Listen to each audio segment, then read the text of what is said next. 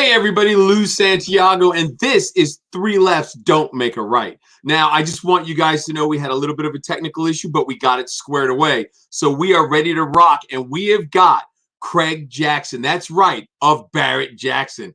He is the man as far as I'm concerned because he has his finger on the pulse of what's cool, what's not cool, what's going to be hot, what's not going to be hot. And some strange things happened in 2020 where they had to move their stuff. Everything got moved around because of the beer virus, and they moved the Scottsdale show from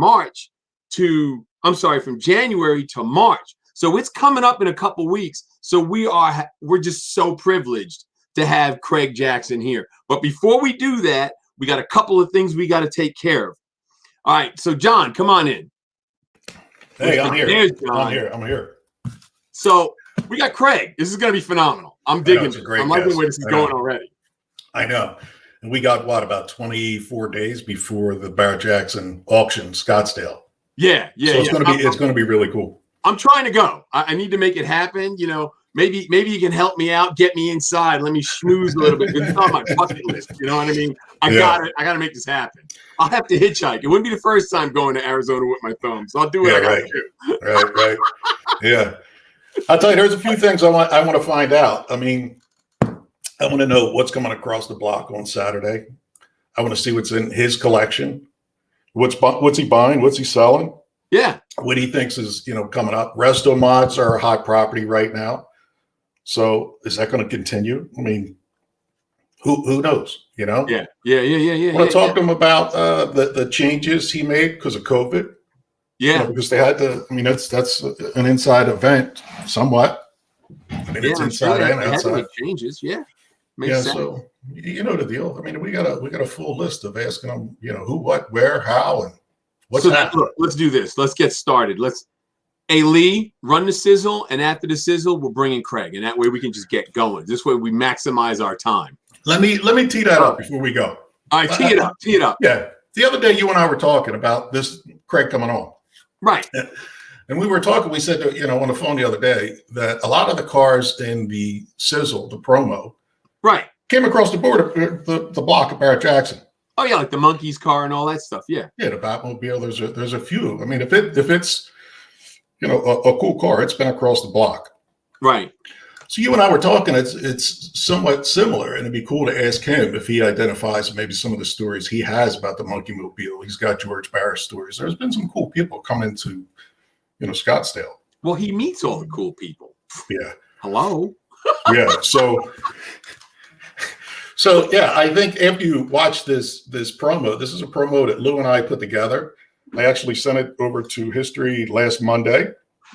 Thought it would be a cool series because there's a lot of similarities with some of the cars that, you and I were talking about that also have, we have seen here. Right. So when you see the promo, the trailer, your first thought is, are they talking about the movie stars? No, we're talking about the cars. Where are the cars all now? about the cars. How many are left? How many Trans Ams made it through Smokey and the Bandit? Finding out what the answer to that is, getting in that car, if it exists, finding the key person that can actually certify the story and go for a ride, make it happen.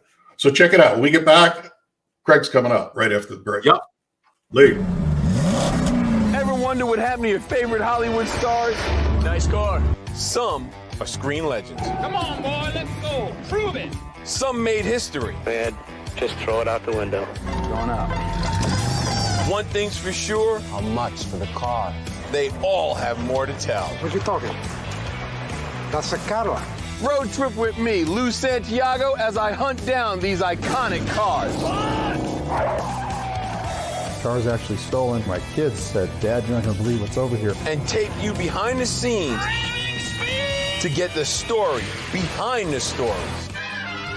I'm gonna have the car do the same thing. Pow, bang, wow. From the designers who built them, the stars that drove them, and the lucky motherfuckers who stumbled across them. Where was his car when you found it? 3 shots were fired at President Kennedy's motorcade. As the Lincoln that Kennedy was killed in. You're not gonna believe some of this stuff.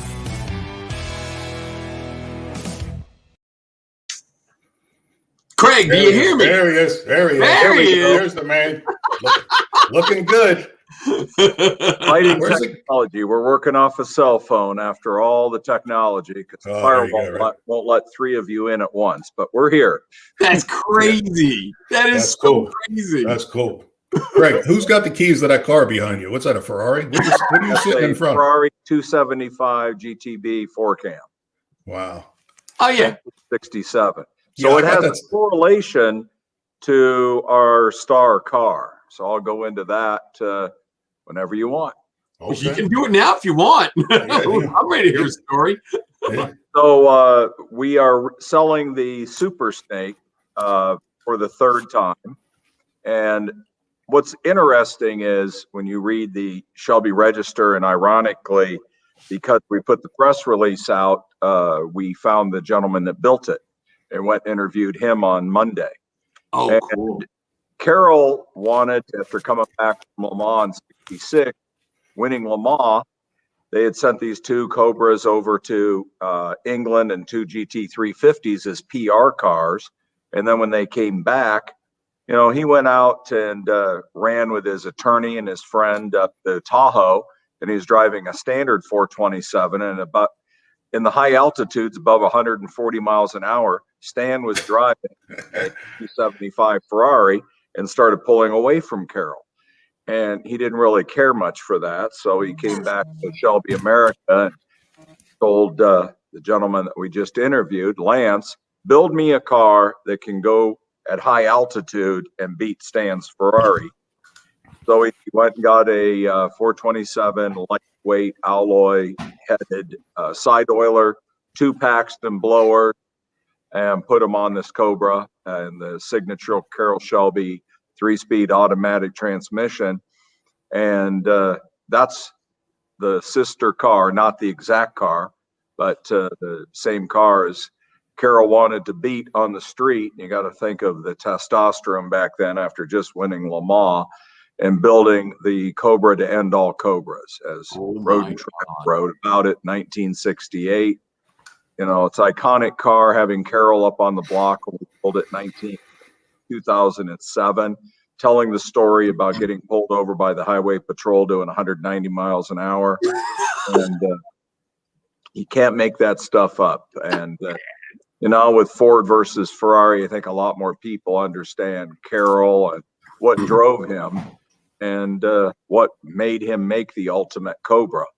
And the despise for Ferrari at the time of, you know, wanting to go out and beat them, and that went for the street and for the track.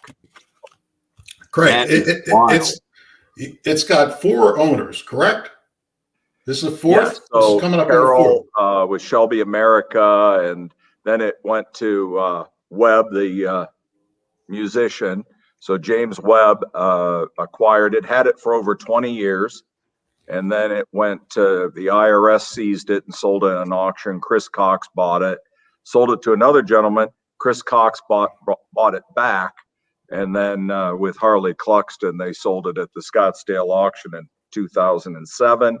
Ron Pratt bought it, and then he sold it in 2015 to the current owner, who has consigned it here. Man, well, yeah, that's great chain of ownership. Carroll Shelby had it built for him. It's a great car because it's one of 23 comp cars to start with. Very rare car, converted into SC specs so it could be driven on the street. 2 blowers on it. And the other Cobra like it that was built that they sold to Bill Cosby, he never drove it because it scared the heck out of him. And he's gave it back to Shelby America.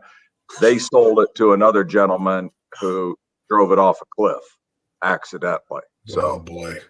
Whoa. This is the only living twin supercharged Cobra left in existence. And it's Carroll's personal car that he drove and did all these things. And, you know, it's an iconic vehicle. You're saying 190 miles an hour? And yeah, on bias fly tires. I guess they were running down the Molson Straight with GT40s. So that's got to be a rush. Buzzard too. He told us about that story. He said in the middle of the night he hit a buzzard going, as he said, nasty. Because all I could tell you, that was nasty act. Oh my God. Craig, that's going across the block Saturday? Saturday's car? Correct, Saturday night. What else do you have Saturday lined up? What's the got a big? great lineup of cars. This Ferrari behind us here will be selling my 65 Shelby GT350 that was a barn find, a PR car when it started life, sold to one family. Dennis Collins found it and contacted us. I bought the car, and then we did a restoration just to see if we could do it and build the best Shelby in the world. And I learned the difference between NOS parts and factory original. I don't know if you guys know the difference. Oh yeah. Yeah, we're familiar with that. We're familiar with that. Yeah. Yes. So NOS parts are you can buy it back in the day. Assembly line parts are hard to find, and he built the car with all factory assembly line parts. It won, as they call the Triple Crown. So it won Mid-America, it won SAC, Mustang Club of America, and it was also the first 1965 Shelby GT350 to ever get the Authenticity Award, which means 99% of the parts on it have to be factory assembly line parts. Wow. Yeah. I mean, That's they aren't serious car. So it's a cool car. The week of the auction, we're coming out with a special on my two cars, the Green Hornet, Little Red. And since we got the Green Hornet running with the Conlig fuel injection on it, it was the first car to have Conlig electronic multi-port computerized fuel injection. The other test prototype car will be coming to the auction, and the same two guys that helped me get the Hornet running put Conlig fuel injection back on it. So it will be selling also in that run. And it goes on and on from there. Great muscle cars, 2 Ford GTs, one done in the Heritage Edition of 1967 Le Mans winning car. So it's a great lineup of vehicles, super incredible resto mods. Jeff Hayes built 67 Corvette, numbers matching Corvettes. We have two 1967 435 horsepower Corvette Roadsters, one that's won virtually every award, and it is the identical car to my 67. When I looked at it, I thought somebody brought my car down to the back of the shop, but it looks identical, highly optioned. And then we have all the great charity cars. So on Saturday, we're selling a car for Michael Phelps. We're selling the first Hummer, and we're selling the first Bronco. We have 9 charity cars in total. The most VIN number 7 VIN number 1s going up for auction at one auction. Because we haven't been doing a lot of live auctions, the auto manufacturers have been waiting for Barrett-Jackson to come back with a real Barrett-Jackson auction. And that's what's going to happen in Scottsdale. That's why we postponed it from January, because the spike was happening. And we wanted to have more, even though we'll be doing a lot of safety protocols and masks and all of that, you're going to see a lot more of like a real Barrett-Jackson feeling. Yeah. Craig, you mentioned charity. You guys have been around, it's hard to believe, but it's been 50 years now, right? 2001. We started the company, actually 66, we started doing charity car shows, and that led into, as we say, Tom Barrett having a change in his domestic relations and a necessity to have cash, led to the first auction. My dad put in 18 cars, Tom put in 50, and that kicked it off. But charity's been a part of the company since day one, but really supercharged it when we started selling the VIN number 1 cars. So we sold in 2007 the first new GT500, all the money going to Carol Shelby's foundation, part of our long relationship with Carol. With Edsel Ford up on the auction block, it brought $600,000. Now selling all these VIN number 1 cars, the first Corvette retail production convertible. We're also selling 2 of the Cadillac Blacktails, a CT4 and a CT5. So we have a lot of really cool cars up for auction. That's awesome. And it's going to be, I think, a great docket. 31 hours of live television between FYI and History Channel. History Channel be 4 hours on Friday, 5 hours on Saturday, and also our live stream. Our live stream is produced much exactly like the TV show. And if you don't get History or FYI, you can always watch the stream. There's no commercials on the stream, and it covers it from the first piece of automobile to the last car. That's through your website, correct? Through our website, correct. Yeah, that's good. Okay. Yeah, that is Greg, good. I didn't know that. I didn't know that. You mentioned your collection. Barret-Jackson.com. You can get everything you want about the cars. Fantasy Bid is back that we used to do when we were on Fox. We brought that back, so you can play along at home. You could be watching linear TV. You could be watching the stream. You can be doing Fantasy Bid on your phone. So it's like I watch my son when he watches the Super Bowl. He's got all his electronic devices. Good idea. Good idea. I like that. Yeah. Greg, what else do you have in your collection? And what do you see as far as trends? What are you buying, selling, and what do you have that's unique? I have a lot of unique cars. In the Shelby world, as I mentioned earlier, I have the Green Hornet, which was a 68 Shelby automotive prototype. It was based off the California Special, which Little Red was the prototype for. And then it was evolved into a car that Ford wanted to test a lot of things on. So it's the fuel injected, multi-port computerized fuel injection, independent rear suspension, four-wheel disc brakes, all in one car back in 1968. Little Red, which was Carol's other favorite street car, which had two blowers on it also. And he did that as sort of a, deal to Ferrari, put leather seats in it, Ferrari carpet in it, and went out and wanted to beat his friends that have Ferraris on the street in that car also. I have the 66 convertible red 4-speed GT350. They made 4 of them. They made 2 4-speed cars. This is the red 4-speed car. So I have a lot of Shelbys. I have his last developmental car that Carol was ever involved in. Ford sold that as a charity car, and I ended up buying it. I have quite a few VIN number 1 cars in my collection. So you've seen me down on the floor. I've bought the first GT500 and had them paint it of the modern cars, the 2020. VIN 1 had them paint it same as the Green Hornet. The first Hemi Challenger is in my collection. And then I have a lot of supercars. So I like I have 2 Ford GTs, a 05 and a 17. A Bugatti Veyron, Ferraris 599, a Daytona that we restored here. Wow. And, a lot of Porsches, slope nose Porsche, and quite a few of array up to a GT2 RS that I use as a track car. ZL1 Rally Sport, Hemi Cuda convertible, purple, white interior. Hemi Challenger, another Hemi.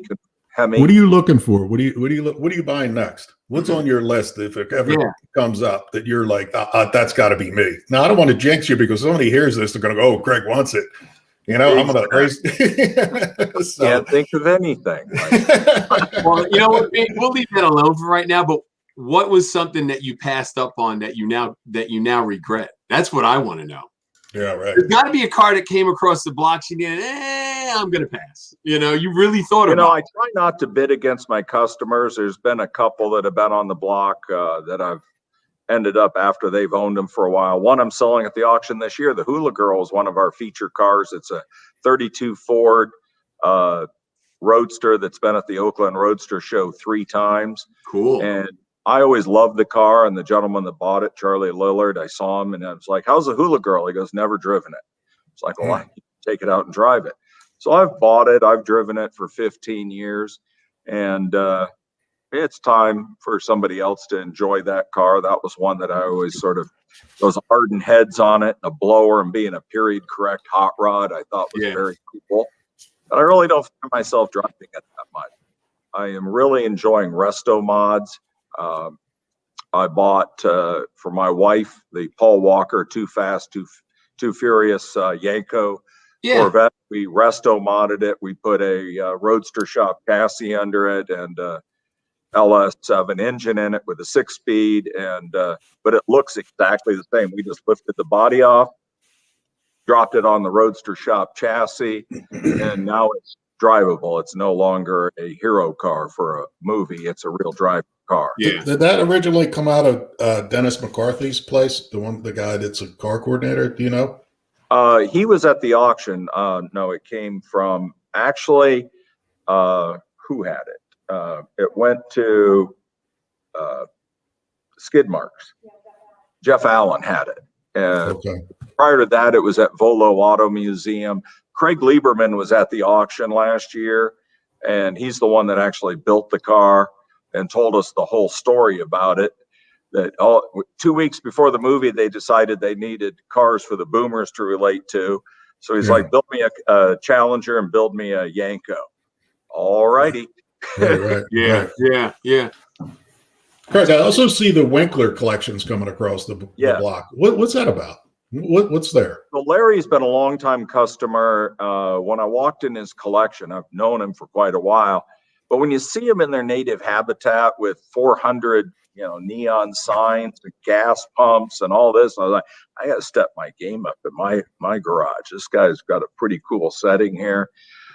He likes cars he can drive, and he belongs to an automotive country club where they take cars out and drive them, and all his cars have been driven. Got quite a few supercars in it. It's got cars that he built. One he calls a Slinger, a Porsche. He goes, I want to get trouble with Stinger, but I love the way they build their cars. So he builds cars, he drives cars. He's built a couple of the resto mods. He took a Nomad, stuck an all aluminum ZL1 engine in it. So it's very eclectic. It's all cars that he really wants to buy, own, and drive. GT3, RS, all sorts of, covers the spectrum to a Vector. So he's got a black and red Vector in the collection, one of 12 left in the world. And 50, I think we're 45 motorcycles. So it's a pretty impressive collection. That is impressive. Jeez. And then they got another another collection crossing the blocks, don't you? It's like Rensner or something like that? Racer. Okay. So Racer collects all bow ties. So I did quite a few segments on it. So he's got multiple Tri-5 Chevys that Snodgrass has restored, several LS6s. When I was doing the segments, I was like, it's just like going to the dealership nowadays. Pick your color, pick your options. Wow. Tri-5 Chevys, or you can get your LS6s. He has an L78 4-speed convertible, 375 horse, 396. Another very rare car. And all his Nomad was judged 1,000 points out of 1,000 points. Perfect. So very good attention to detail. And the collection that the Cobra is coming out of has 17 other cars in it. A 599 with the handling package on it. Some other cars that you'll recognize from Ron Pratt, Yankos, and really he bought the best of the best, and he's bringing a small part of this very special collection with the Super Snake to Scottsdale. So it's going to be quite a collection this year. It'll be a little bit different.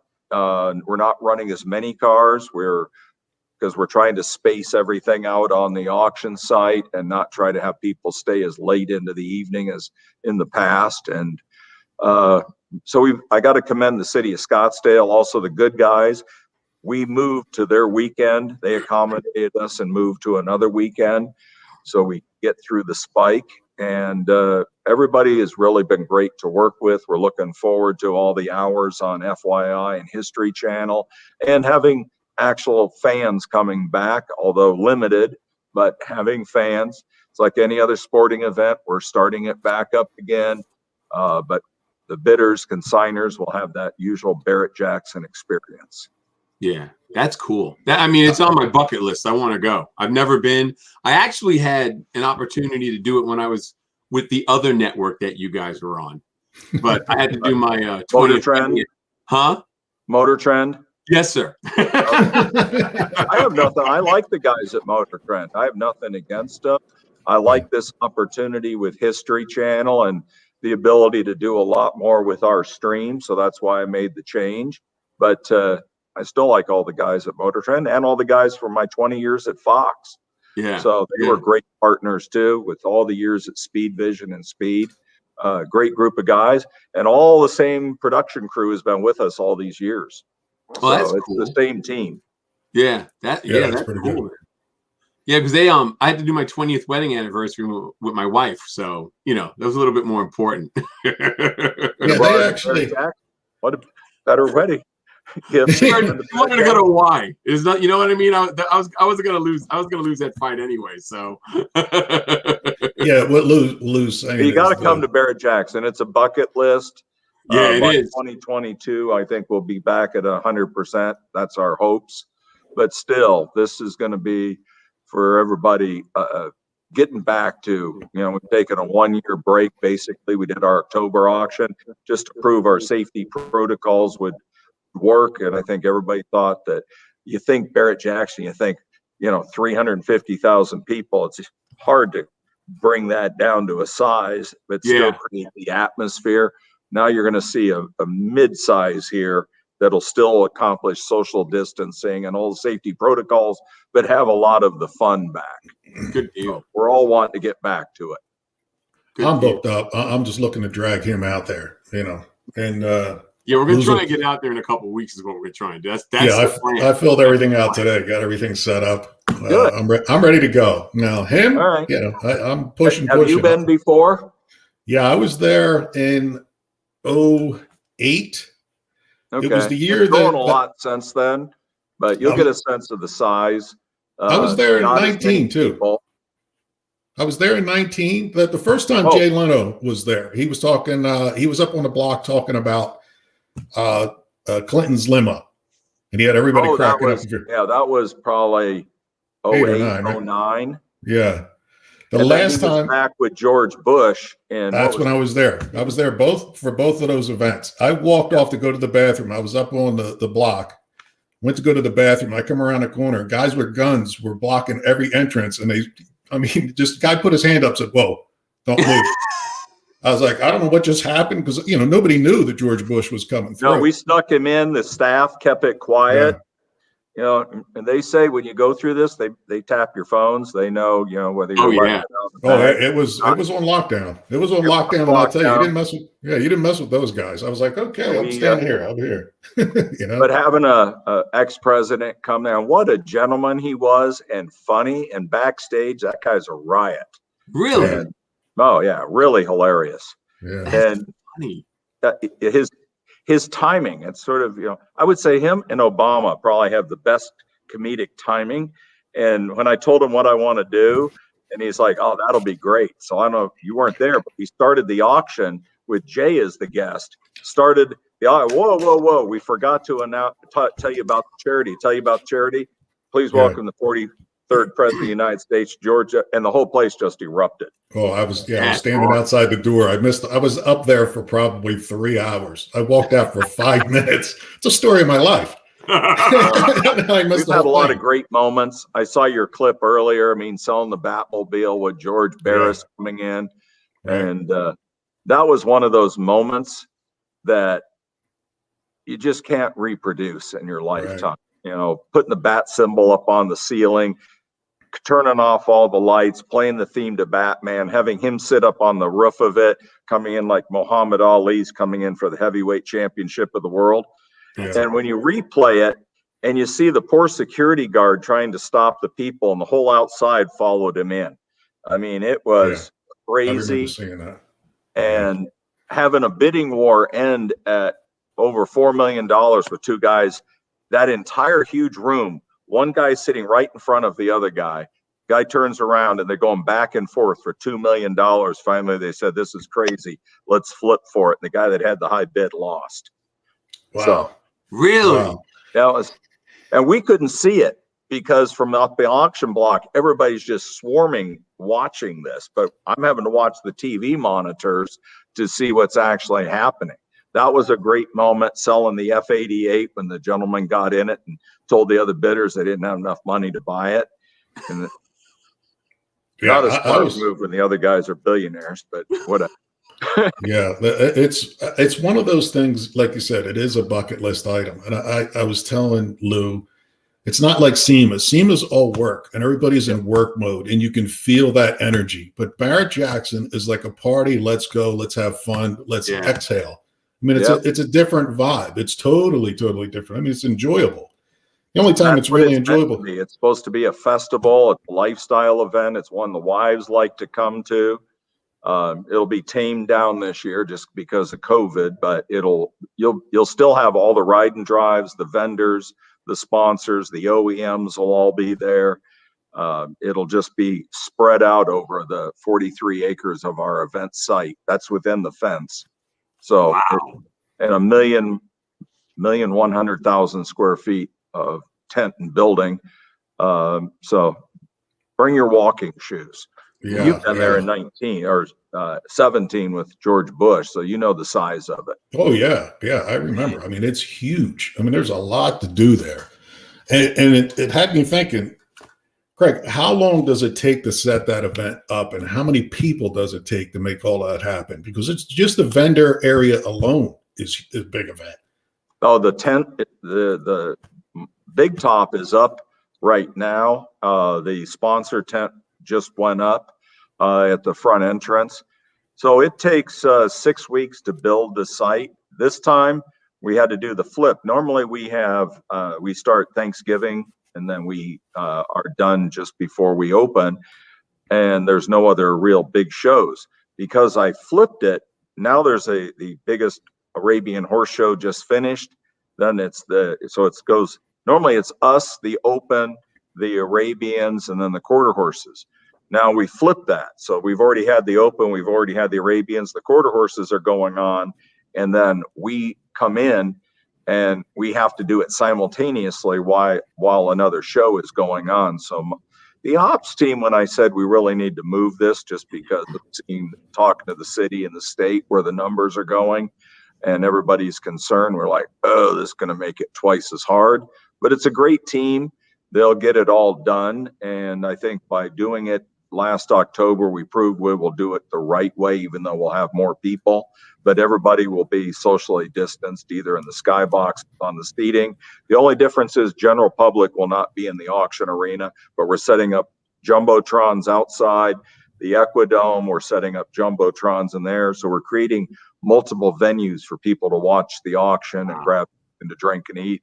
So you'll still have the greatest car show in the world, and you can hear the auction going on, but we had to separate everybody. About how many people you were expecting? Because that sounds like it's a lot of places. 20% of normal, roughly. We're limited to 5,000 in the auction hall, 2,500 in the Equidome, and the rest are all spread around outside. Okay. So on the outside, we're about 15% of our normal full capacity. But you got to figure we do 60-some thousand people on a Saturday. So, wow. I'll tell you what else is cool. You not really don't. This year. Be clear. Right. I was just, because I know it's a big show. You know what I mean? I just didn't realize the numbers. Yeah, it's huge. It's when you spread it out over that many acres, you don't really notice it until you look at your phone at the end of the day and go, "Oh, I did 17,000 steps today. This was a good day." I'm good for the week, thank you. Yeah. You look at your month and then you see this huge mountain for the 5-6 auction day. Yeah, that is so that's pretty incredible. You know, I saw too. You have a couple cars from the Peterson Museum coming through. Yeah, we have right? 6 hot rods from the Peterson Museum. Great selection. Some that Foose has been involved in. Bruce Meyer did some great videos explaining those. So, yeah, the hot rods we have, the Resto mods, world class, muscle cars, a couple of Superbirds, several Hemi cars. The Shelby collection, I think, is one of the best Shelby collections ever put up for auction. So it covers the gamut. Yeah. You know, you bring up resto mods, you know, 20, I don't know how many years ago, but if you were to do what they do now to cars years ago, you destroyed the value. Now, if you put an LS in a 67 Corvette, it seems like, you know, if you do it right, of course. It's acceptable. Yeah, It's the acceptable. numbers. What do you think happened there? What made the change? And how long do you think that's going to go on for before the classics, the original untouched cars, are even worth more money at that point? You know Well, what I I mean? think there's a few things that led into it. One, drivability. Now, nobody's taking a ZL1 and taking the engine out of it, or a factory numbers matching 435. But I think part of what is people want stuff they can drive. There was so much fraud in so many of these cars. That's why we have the best experts helping us vet the cars. Our relationship with Corvettes with NCRS, having an ex-master judge working through all of our experts to make sure if you're going to spend the money for one of those cars, it's the right car. But you know, I and my collection have mostly numbers matching cars. But what do I like driving? I like driving the resto mods a lot. So, you know, you get the creature comforts, but you get the looks. And I think it's going to keep evolving. And as we head towards more electric cars, I think we're going to start putting, you know, 2,000 horsepower electric motors in these down the road. So the original cars will always be the original cars. It's just trying to weed through those to get what's actually original. There's more 435 horse Corvettes today than there were in 67. So, yeah, they can't all be numbers matching. One of my best customers worked at General Motors, worked at a Chevy dealership. He goes, I don't believe any of these numbers matching cars. All I did all day was take out Corvette engines that had a rod thrown out the side of them and put crate replacements in. Now they all roll across the auction block. This was years ago. And I said, yeah, I think that's really a problem we've got to address and really drill down into these cars. And they can't all be numbers matching. So we take that very seriously, but I think it also hurt where some people would spend the money for a car like that, and they take it to the show and they find out it's not. But I think it's also people that, you know, if you want to do this with your spouse and you want her to have fun in it, some will put the goggles on and the helmet and go in the Roadster all day and be fine. And other ones want some creature comforts. How about some real air conditioning that works and suspension that at the end of the day doesn't feel like you're driving a stagecoach around all day. That's the allure of a resto mod. It's keeping it stock, but having, you know, all the better points, basically brand new Corvette chassis underneath you. Yeah. Yeah, that's the whole point of it. I mean, I could never, the thing that always got me about some of these guys building traditional hot rods, they'll sit there and say, well, it's traditional. Yeah, but you put juice brakes on a car and they didn't work back in the 40s. Why are you trying to go faster with it now? And then you can't stop.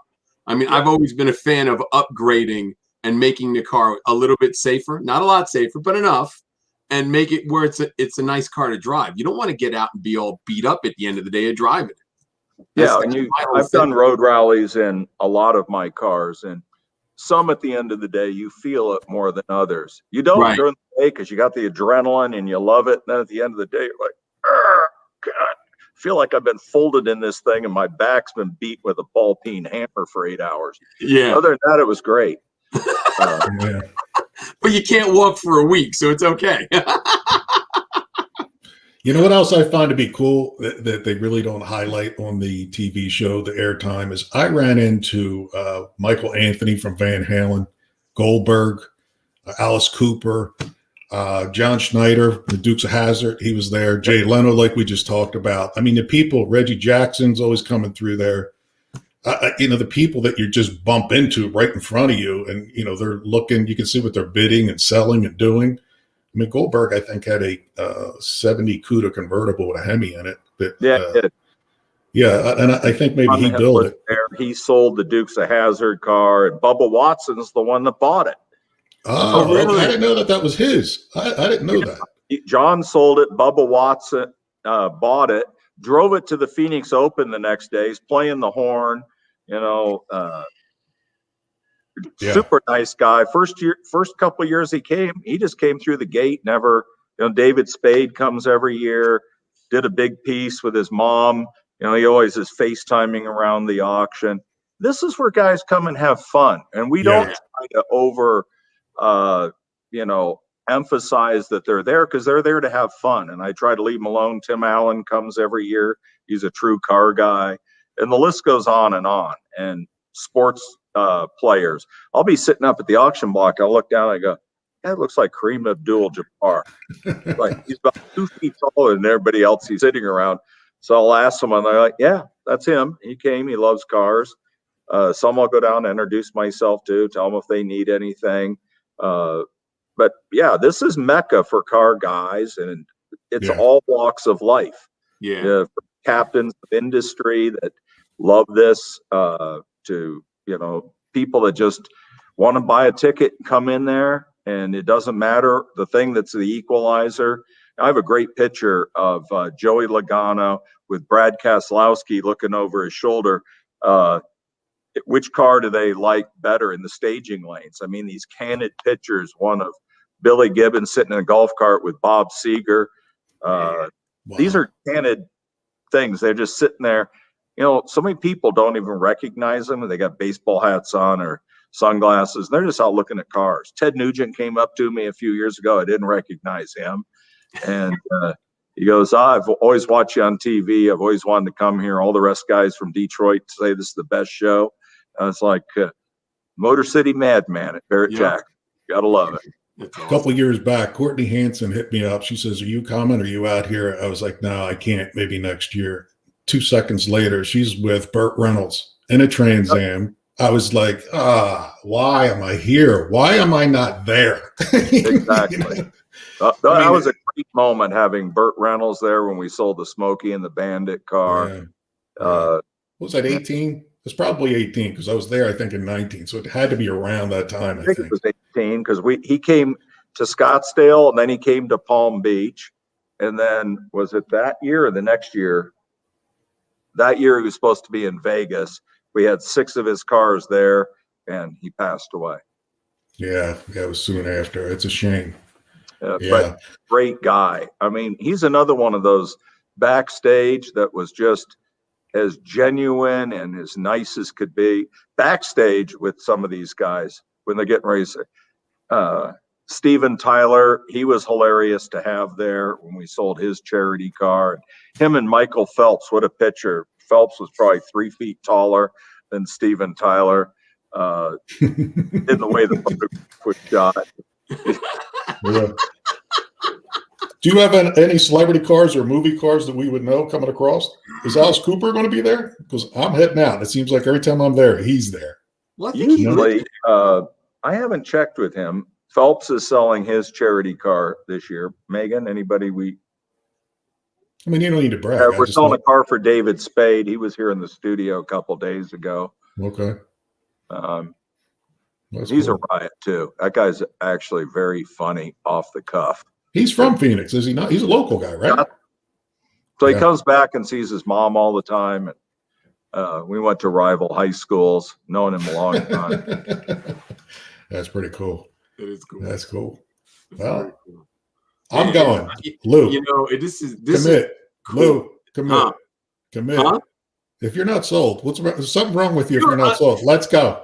Let's go. I'm game. I mean, I want to say a restoration row. So guys that like, to wrench on cars and so many Summit and all these guys are there in the Roadster shop. So you can walk through there. It's like SEMA where you can go and pick out all the parts to build your car. You can look at a car as an inspiration, one that's already been done, or you can buy a car the start of the week that you could turn into that project car. We cover all ends of the spectrum. Yeah, I think my buying power is probably a Tuesday or Wednesday car. I'm not a Saturday kind of car because that's when the heavies come across the block. Friday and Saturday prime time is something to behold at Barret-Jackson. Yeah. It's an unbelievable selection. 99% of the cars right now, we only have 2 cars with reserves. 2% this Ferrari. Everything else is no reserve. Yeah, the one year I was there, even though Jesse James wasn't there, all the cars that they built on the original Monster Garage went across the block. I guess he owned them or somebody kept them. I was actually bidding on the car, and I don't remember exactly what it was, the flying car. Oh, yeah. But it was getting up there, and I'm like, I don't know. How am I getting that home? I mean, it was just, fly it. I mean, it was, with the wingspan and all, even though they came off, it was unique. But yeah, I mean, there's a lot of different stuff. I mean, it's something to be said. Productions. Oh, is that what it was? Yeah. Well, okay. Yeah, there must have been probably 5 or 6. They'll be filming some TV here, so you'll see a celebrity or two doing some other shows around us. Greg, I saw it away ahead of time, but you'll see it. I saw a video online, Instagram, I believe. You guys, it looks like the one guy from Gas Monkey, and I can't remember his name. You do some type of restoration or something on site. You have something. We have we have our studio here. I'm at corporate now. We have a show shop here where we build cars, and we built one for Fender that we'll be selling there. So Jason Aker, it's probably the one you're talking about. Yeah. His mind just drew a blank to me, but yeah, that's exactly. So several of the guys, when Richard shut down Gas Monkey, came over here, and so what the purpose of that project? I wanted to build a few more resto mods. We pulled one off the garage yesterday. My first car I still have. We're going to resto mod that. What is it? It's a '66 Pontiac Le Mans. Cool. And you'll love this story. So it was my grandmother's car. Had a 426 in it, 3-speed automatic on the tree. So she gives it to me my freshman year. So my freshman to my sophomore year, I restored it. I painted it, the old school way, thrush exhaust, Gabriel hijack air shocks, put a big cam in it, high compression pistons, hooker headers on it. And I used to go out and cruise Central, and one night I was drag racing it on Central and threw a rod. So I parked it, and I went and bought a Ram Air engine to put in it, never finished the car. Ended up getting another car. So we're going to put an LT5 in it with an 8-speed and a chassis under it and resto mod it the right way now. Yeah, so we'll build that in the shop. We have about 3 or 4 other builds lined up right now that we're getting ready to build. But the Fender project was a cool one because they built a really cool guitar to go with the car, and an amp built in the trunk, and you can plug your guitar in and play it right there. And they tuned it in the studio here, and they were playing the Star Spangled Banner on the guitar. So it's a Strat like Hendrix used to play. That's awesome. It's really a cool package, the whole car. So Tony Tano, who's the painter on Fast and Loud, he painted the car. Their shop built the guitar to match the car. So it was a collaboration of 2 companies to build a cool car. And we have more of those coming. So that's on our YouTube channel. Yeah, the shop, is it open to the public? I mean, if they say I want this built, or is it your stuff? How's that work? Oh, it's my stuff, and corporations we're building them for right now. Okay. Sort of like American Chopper did, build them for companies. Yeah. That's local. That's a corporate where you're at in Scottsdale? Yes. Yeah, other side of that wall. Okay, cool. Corporate's all mostly upstairs, and then downstairs is the studio and the shop. But it's a fun project that we really enjoy doing. And what we're trying to do with it is, people ask, what's a resto mod? What does it take? And it's not reality TV based. It's based off, we're trying to make logical decisions to build cars using mostly off the shelf parts to prove that you can do this for not a huge budget, but how to choose the right parts and true names in the industry that mean something, that when you put it all together, it runs, it drives, it stops, it does everything you want it to do. That's the goal of the program. Yeah, right. Right. Well, my thing when I build cars for people was, I've always believed that they're going to drive it. And I want them, if they break down on the way to California, they can walk in a parts store and get the parts and get back on the road. Yeah, that's why we use factory freight engines and name brand components that, you know, we don't do a lot of third party knockoffs. We know who we're dealing with. One of the guys that is in the sales department working on this comes from the good guys, so he knows all the good. Plus with the guys from Gas Monkey, they know who all the best component builders. Plus we've been selling Restomod since 05. Everybody thought we were out of our mind. So we've been going to SEMA for 30 years, watching that whole industry grow, and have been early adopters of it and believe in it. And now it's worldwide. You can get Porsches and E-type Jaguars. It's not just American cars. And look what's happened with Broncos. And you know, you put a Roadster shop chassis and a Coyote under a Bronco, and they can go anywhere. You know, it's sky's the limit nowadays. It's not just Camaros and Tri-5 Chevys. Yeah, I'm glad that it's not, because I'm glad that guys are building the oddball stuff like Oldsmobiles and Buicks and all that. That stuff hadn't been built for a long time. It just fell off the radar, you know? Yeah, you're going to see a Pontiac running around with a heart transplant in it. Mine, something. That's cool. That's cool. Yeah. Craig, the video, I got to, before we let you go, the video that I played, the guy that owns the 50 Merc used in the Cobra movie that Sylvester Stallone actually owned, he told me to tell you hello. And he said you would know him from the Transformer cars that he has. Yes. I don't want to drop his name because I'm going to have him on the show, and I don't know how much. He told me at one time he didn't want anybody to know that he had the car. You know, he said he didn't want people knocking on his door, which they were already doing. But he has he has that one and only car that was it's a unique story, the backstory to it, but it was taken from Stallone, and then it was going to auction before Stallone stepped in. I don't know if you heard that whole story. No, it wasn't your auction. It wasn't your auction, of course. It was another auction, but he actually turned and told him he wanted the car back. They refused to give it to him, and he got his lawyers involved because they were using his name and his photos. So they did some kind of out of court arrangement. But he told me to tell you hello. And Craig, I'm going to tell you, I appreciate you coming on. It's really cool. I'm dragging Lou out there, whether he knows it or not. I'm handcuffing him to the side of the car. He's going, but either way, I hope to see you out there. You, Craig, just so I can introduce myself in person, you know? All right. Make it happen. Hope to see you out there. Yeah. And hope everything is safe and well. And we'll talk to you. I think you got 23 days, 22 days coming up. And we're on the countdown. It's right around the corner. Just have people go to our website. Everything is there, Barret-Jackson.com, and you can watch the videos on all the cars, look up all the cars, register to bid, or go to it during the auction, watch it on live stream, get the TV hours for on FYI and history. Everything's there on the website. So thank you guys very much. Really cool. Thank you, Craig. Thank you for coming. Really, you know, I mean, it's awesome. I just think it's great that you came in to tell us about what's going on. It's fantastic. Yeah. What I love doing, talking cars, playing with them, building them, driving them, everything. Outstanding. Thank you very much. Sounds cool. So, be safe, Craig. Talk to you soon. Right, Craig, tell Megan I said thank you. All right, see you. Thanks. Bye-bye. Wow. That was awesome. How cool. That was awesome. So there you have it, people.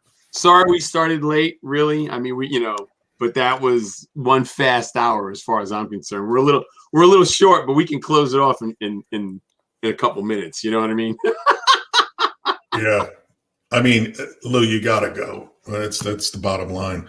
Yeah, I got to make it happen. I got to figure it out. You know, I have to do something because it's worth the trip. It's one of those things I've always wanted to do it. I just never could. You know? Mike from Wicked Flow said that he's going to be there. So Mike's coming. Yeah, that's a fun time. We should reach out to him. But he's out of California, so he drives down. Yeah, well, he's 4 hours away, 5 hours out, 5 hours away, something like that. And believe it or not, Junkyard Jimmy, he's always wanted to go to Barret-Jackson. So he said that last week. Maybe you go through Little Rock and pick his big ass up. I can do that. You know what I mean? Ain't a problem. Yeah. I can stop in Texas and grab Ray too. You're gonna need that van. I mean, the bus we talk about. I'll do an oil change in the Suburban and roll. I don't give a damn.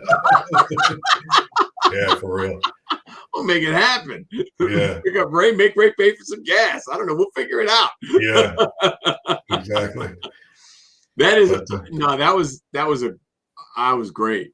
I mean, Craig Jackson is a true car guy. Yeah. Talk the talk. Next week we got Wayne Carini. So that should be pretty cool. Yep. Right? Yep. After that, who's next after him? Hold on, I gotta look at the calendar. I just gotta look at the calendar because I don't remember. I know we got Aaron. I was talking to Aaron Hagar. He said he wants to come on. We got Wayne.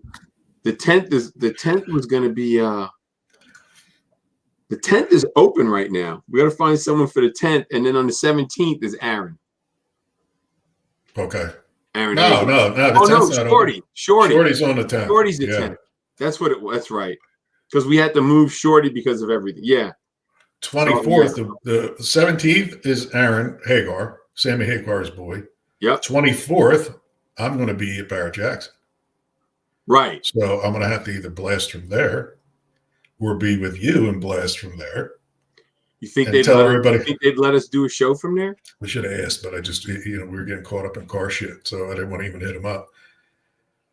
Yeah. Yeah, a podcast either, off-site or nearby to tell people what it looks like up close and what we see. You know what I mean? Yeah. I think it might be worth asking them. Yeah, I got Barret-Jackson in there now. Yeah. I mean, hell, just reach out to them, see what they say. I'll make it up and ask her. See, yeah. I mean, I don't want to push it, but yeah, we could do something live there or give people an update, take pictures, tell them what's coming across, what it looks like, what we like. So when they see it, they know what it is. Yeah, I think that'd be pretty cool. Right. Yeah. Because we could put it on all the social media platforms. I think it'd be neat. It's a week-long event. I think it starts Sunday to Saturday. So it's a week-long event. And they probably pick it up on Tuesday. I wasn't sure if he knew the times and dates, but it usually runs Tuesday through Saturday. Yeah. On air, And if not, like you said, you live stream it, which cuts out all the commercials. And with today's TVs, smart TVs, you pop it up on your television. Right. You know what I mean? Which makes it simple and easy. So, and I didn't know they streamed it. I had when you said that, I was really surprised. I didn't know that. Yeah. I don't pay attention to that stuff. And that's the future. I mean, going through, one of the networks, it's cool. But the future, eventually, everybody's going to be online, click a button. Well, and it's cable TV's going. Well, and you got to, Lee said this before to me. I never realized it, but Lee said, remember how you'd have cable and you're always like, well, I don't know why I have 300 channels. I don't watch them. Yeah. Why can't I pay for what I want? Well, that's what you're getting now. It's a la carte. You're getting exactly what you want. You don't have to buy everything. I mean, I think that's really cool because I never really thought about it till Lee said that, a couple weeks ago. Yeah. So, there you have it. What'd you get done this week? What do you got videos up? And what I got people? What? We got one video of the cross member up that came up last week, and we shot yesterday. So we got a bunch of stuff done. And what I did was I talked about pie cuts. Gotcha. And my whole thing about pie cuts is, and like I said on my video, I'm not knocking guys who do this all the time, but every time you see these guys do these videos, they're doing titanium, they're doing Inconel, stainless, they're doing all this stuff. And, I want to target the guy that's never done it before. And I say, if you've never done it before, this is how you do it, but get steel. Go to the muffler shop and get a chunk of steel. On the way up to the show, the muffler shop that I normally go to was closed because I left so early. So I stopped at another one a half hour down the road. And I just asked the guy, I said, hey, man, can I get a piece of 3-inch pipe from you? All I need is 2 foot for a video I got to do. And he's like, yeah. I said, what do I owe? He's like, $10. I mean, it's that cheap. But, it's cheaper to learn on this than to learn on stainless. Oh, yeah. But a lot of people don't think of that. That's 3 inches what you got in your hand? It's 3 inch. Right. It's 3-inch. So I went through and showed how I do it, why I do it some ways and than other ways. And it just, I don't know. For me, what I do, I think this is better because I can make my bends out of steel that I need to make. I can make sure they fit. And then I know exactly what I need because I know this is 10 degrees. I know how thick it is from here to here, and I can replicate it in stainless. And then I'm good. That's why I like doing it that way. If it's regular bends, 45s and all that, no big deal. Because I just use the manual bent ones that I get, and I get them from Cooks, so it's local. But the thing is I just, stainless, that stuff's expensive, man. Yeah, And here's the thing, being that I don't weld stainless all the time, I've learned over the years, and I've been doing some research on it. Stainless is way, way more picky than I thought it was, because if you put too much heat in it, you burn out the chemicals, whatever, I don't know the name of it, but you burn it out, and then it has a gray color to it, and it looks like sugar on the inside. That's where it'll rust because it's no longer stainless because you put too much heat in it. Yeah, I didn't know that. I didn't know that up until recently. So there's a lot, there's a reason why you want to make sure you know how to weld stainless, just like titanium and Inconel. You got to know how to weld it because each one of them had their own little weird quirks that you got to make sure that so you don't waste your money and turn up ruining a good piece of steel. That's my whole thing. So that's why I prefer to just make it out of steel. I know it fits. I'm not guessing. Then all I have to do is replicate it, and I can take my time. Because, all I need is tape to hold it together. Like when this comes off the straight, I'll just tape it together, and shore it up so it doesn't go anywhere. And then I can do the rest of the exhaust and then mark everything. And then I know what I got. I've seen where guys have capped off the piece they're welding the pipe. Yeah, they're back purging it. And what that does is you got to remember when you're welding it, the gas creates a perfect atmosphere. Well, what they're doing is they're creating a perfect atmosphere inside the pipe. So it realistically looks as good as the outside on the inside. Right. Yeah, and they make these purge plugs, and TIG Aesthetics makes these purge plugs, and there's a couple others. There's another outfit that does them out of aluminum. But you basically put in this silicone plug, and it's got a hole in the middle, and you put your gas line in there, and then you just put some argon in it and and weld it up. You can use tin foil, you can use masking tape. I think I'm just going to try and make some purge plugs just because why not? Yeah.